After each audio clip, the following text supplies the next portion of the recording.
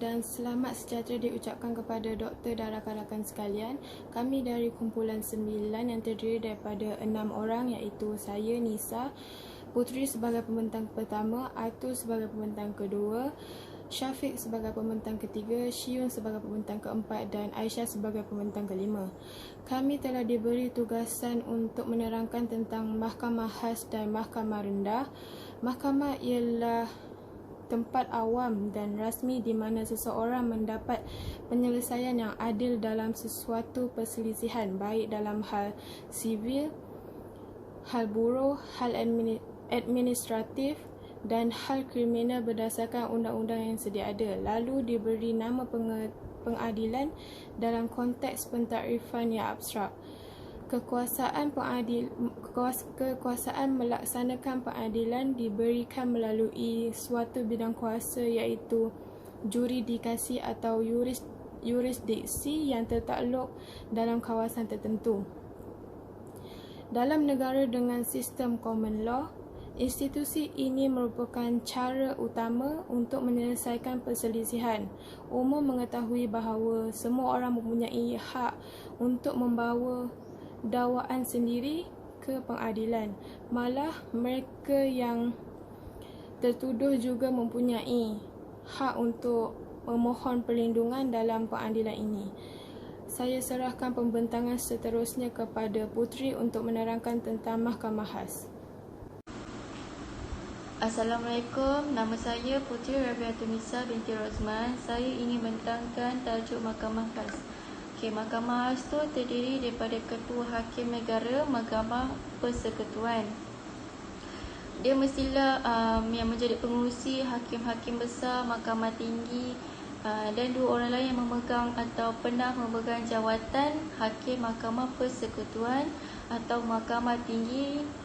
Ni dia kena dilantik oleh majlis raja-raja yang menjaga yang ingin menjadi ketua hakim negara.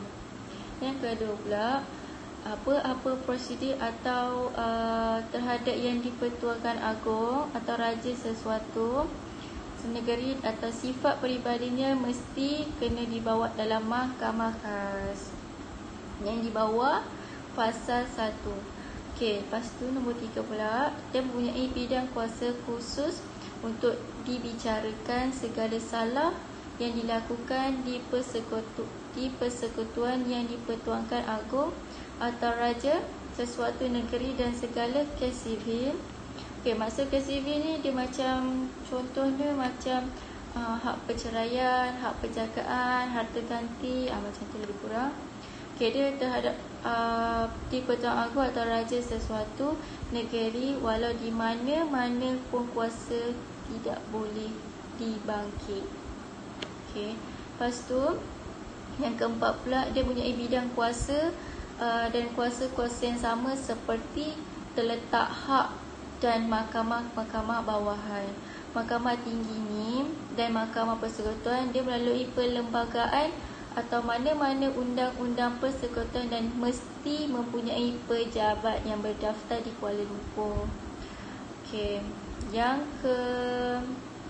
Selain itu, melalui undang-undang membuat peruntukan khas yang berlawanan berkenaan dengan tata cara dalam kes-kes sivil atau jenayah, undang-undang yang mengawal selia keterangan dan perbuktian dalam prosedur dan jenayah. Maka amalan dan tata cara yang pakai dalam mana-mana prosedur ni di dalam mana-mana mahkamah tinggi dan mahkamah persekutuan dia mesti terpakai dalam mana-mana prosedur di mahkamah khas.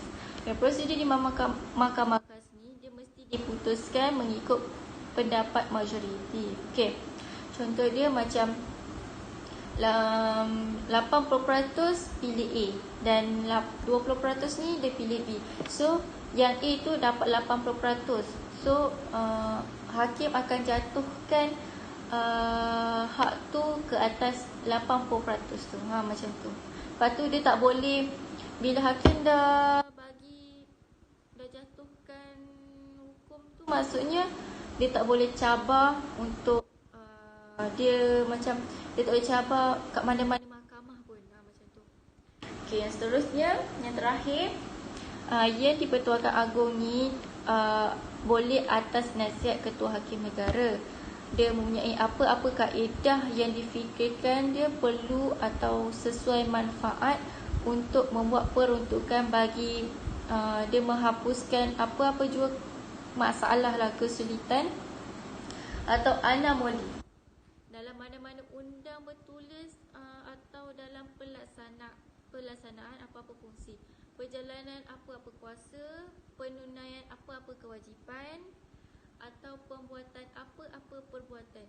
Ini semua di bawah mana-mana undang-undang bertulis yang mungkin disebabkan oleh perkara ni lah. Dan bagi maksud ni, kaedah-kaedah ni boleh membuat apa-apa jua pengubahsuaian, adaptasi, pengubahan, pertukaran atau pindaan kepada mana-mana undang bertulis. Itu saja huraian untuk Mahkamah khas.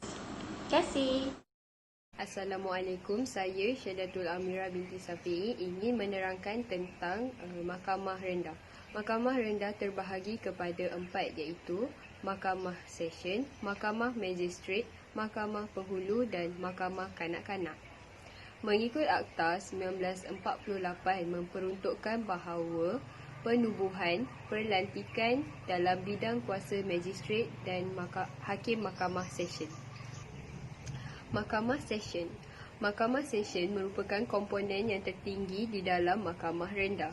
Mahkamah Session juga membicarakan tentang semua kes jenayah kecuali kes jenayah yang mensabitkan hukuman bunuh. Selain itu, Mahkamah Session juga boleh menjatuhkan sebarang hukuman yang dibenarkan oleh undang-undang kecuali hukum bunuh. Mahkamah Session juga mempunyai bidang kuasa dalam membicarakan tentang kes sivil yang nilainya kurang daripada RM250,000. Di samping itu, Mahkamah Session juga akan menjalankan siasatan awal sebelum seseorang itu dibicarakan di Mahkamah Tinggi. Jika sesuatu kes telah mendapat bukti yang kukuh terhadap tertuduh, ia akan dibicarakan di Mahkamah Tinggi. Mahkamah Magistrate. Mahkamah Magistrate ni dia terbagi kepada dua, iaitu Mahkamah Magistrate kelas 1 dan juga Mahkamah Magistrate kelas 2. Mahkamah Magistrate kelas 1 ni mempunyai bidang kuasa jenayah untuk membicarakan semua jenis-jenis kesalahan yang mana penetapan hukuman maksimumnya ialah penjara tidak melebihi daripada 10 tahun dan juga denda tidak melebihi daripada RM10,000. Dan juga Mahkamah Magistrate kelas 1 ni mempunyai bidang kuasa sivil untuk menerangkan kes-kes yang melibatkan jumlahnya tidak melebihi daripada RM25,000. Misalnya, dia juga mempunyai kuasa untuk menerangkan kes-kes yang berkaitan dengan tuntutan kes harta tak ahli dan juga kes atas sewaan. Manakala Mahkamah Magistrate kelas 2 ialah mempunyai bidang kuasa yang membicarakan kes-kes jenayah yang mana penetapan hukuman maksimumnya ialah tidak melebihi daripada 1 tahun ataupun 12 bulan dan juga dendanya tidak melebihi daripada RM1,000. Magistrate kelas 2 ni juga mempunyai bidang kuasa sivil untuk mendengarkan kes-kes tuntutan hutang yang melibatkan jumlah tidak melebihi daripada RM5,000. Sekian. Selamat sejahtera saya ucapkan kepada Dr. Aminah dan rakan-rakan sekalian. Nama saya Wong Shiyun dan hari ini saya ingin membentangkan sedikit tentang Mahkamah Penghulu. Mahkamah Penghulu merupakan mahkamah yang paling rendah dalam komponen mahkamah rendah yang hanya terdapat di Semenanjung Malaysia. Mahkamah Penghulu dikendalikan oleh penghulu sesuatu mungkin.